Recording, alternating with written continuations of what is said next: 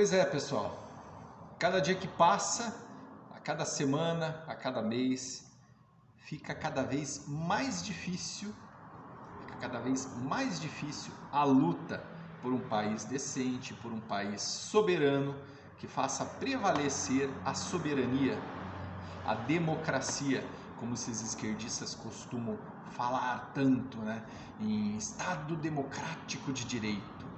Democracia, viva a democracia, eles sempre falam isso, em democracia, prezam pela democracia, Estado democrático de direito, mas não fazem prevalecer a maioria, ou seja, o que significa uma democracia? Nem eles sabem qual que é o conceito de democracia. Democracia para eles é, no caso, a democracia por parte dos comunistas, é o Estado impondo sobre a nação. Antes da sequência no vídeo, peço para que você se inscreva no canal, compartilhe o vídeo para ajudar o canal a ter relevância, dê o seu like ou o seu dislike conforme você achar melhor. Se quiser comentar aqui embaixo, pessoal, fiquem à vontade que é a casa de vocês, eu quero ouvir a opinião de vocês aí, ok? E sempre lembrando, verifique a sua inscrição, o sininho das notificações aí, porque o YouTube anda de sacanagem ultimamente aí, cortando a relevância dos vídeos, cortando as visualizações, os likes, etc., justamente para o vídeo não ter relevância, né? Enfim, essa é a democracia que eles tanto prezam, na verdade? Essa é a democracia que eles tanto prezam, enfim, né? A liberdade de expressão, né? Liberdade de expressão tem que ser somente, no caso, o discurso voltado para o globalismo, para o comunismo, né? Essa que é a grande verdade. Enfim, se for contraditório, não se trata de democracia e nem liberdade de expressão, é ataques. Ontem, pessoal, um pouco antes da votação da PEC do voto impresso, vazou um vídeo do então ministro Barroso, do TSE. O mesmo disse o seguinte, em que ele disse que em Roraima, eu vou deixar o link aqui na descrição para vocês, caso você não tenha visto ainda, acredito que a grande maioria já viu o vídeo, né? Em que ele diz lá o seguinte, que no Maranhão não se ganha a eleição, se toma, certo? Me lembrou uma velha frase de Joseph Stalin, que era o ditador da antiga União Soviética, ditador comunista da antiga União Soviética, que dizia o seguinte, ele disse isso com as próprias palavras, com todas as letras, né? Que não importa quem vota e como vota, mas sim quem contam os votos, ok? Por isso que eu dou uma dica para vocês, pessoal, leiam o livro, caso você goste da leitura, procure saber o livro Desinformação, de Tenente General Ion Mihai Pachepa, que era um ex-chefe do serviço secreto comunista, certo? Daquela época. Ali ele revela todos os estratagemas de manipulação, de desinformação que principalmente o governo comunista soviético na época se utilizava muito, tá certo? E não é muito diferente do que acontece hoje na questão da desinformação, né? Uma máquina, ferramenta nas quais se é utilizada até os dias de hoje, caso você não saiba, certo? Ontem, por exemplo, durante os discursos lá dos deputados na Câmara, lá antes da votação do voto impresso lá, eu vou só dar um exemplo aqui de tantos outros, né?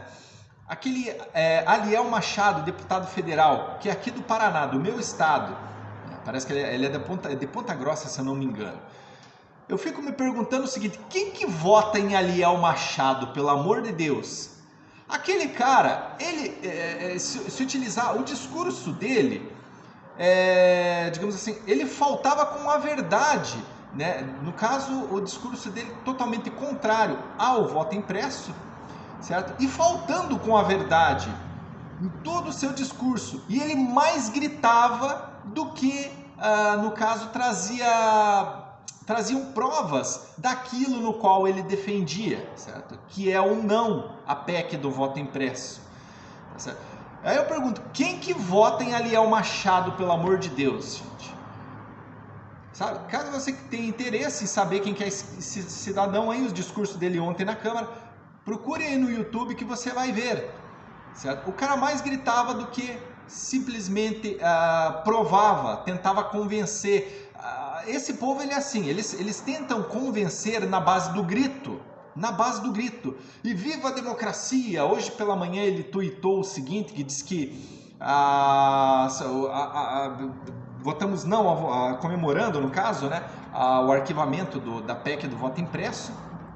E o mesmo também dizendo que são mais de 2 bilhões, né? Ou seja, o governo vai economizar 2 bilhões de reais. Certo? Sendo que, se for 2 bilhões de reais, ótimo, mas fazer com que o povo tenha a segurança na hora de votar, não há problema algum. Certo? Não há problema algum. Agora, nessas horas, eles defendem, no caso, eles defendem os gastos, né? A questão do gasto e tudo mais, só que eles defendem o corte de gastos.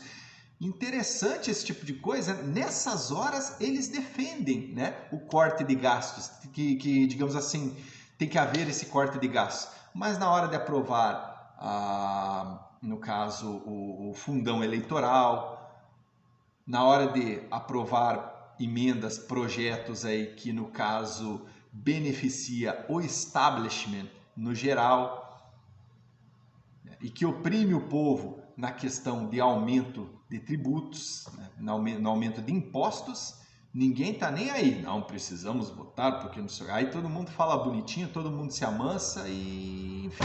Né?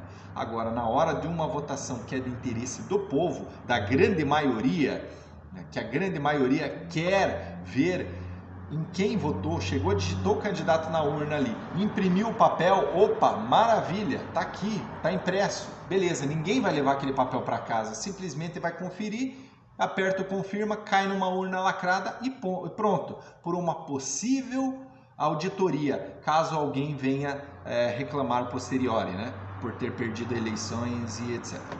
Enfim, pessoal. Agora, o que vai acontecer ano que vem? Se caso realmente continuar se as urnas continuarem dessa forma, né?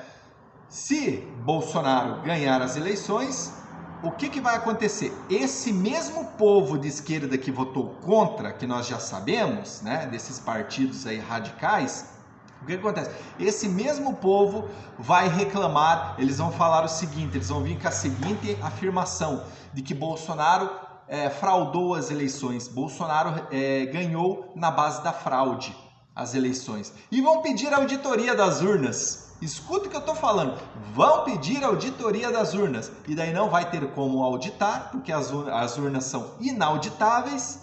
E aí, meu filho, ó, banana para vocês, ok? E eu acredito que mesmo assim, mesmo com urnas fraudadas, eu acredito que nós venceremos essa eleição ano que vem. Não tem como, gente, não tem como fraudar a quantidade de votos, né, que o presidente Jair Bolsonaro tem, que ele possui, o apoio, o imenso apoio que ele tem hoje, ok? Fica o recado de hoje aí para vocês.